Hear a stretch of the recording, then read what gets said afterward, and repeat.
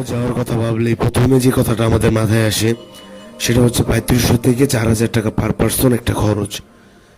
কিন্তু মাত্র ১৫০০ টাকায় টাঙ্গুর হাওর ডে ট্যুর, একদম সত্য। যেখানে থাকছে ঢাকা থেকে যাওয়া আসার বাস ভাড়া, মোটামুটি বাজেট ফ্রেন্ডলি একটা বোট, ঘোরাঘুরি, আর সকালের নাস্তা, দুপুরের ভরপেট খাবার।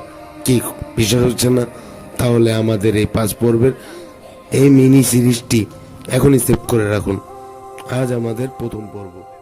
ঢাকা সায়দাবাদ থেকে আমাদের বাস ছাড়ছে, কমলাকান্দা এসে পৌঁছেছি।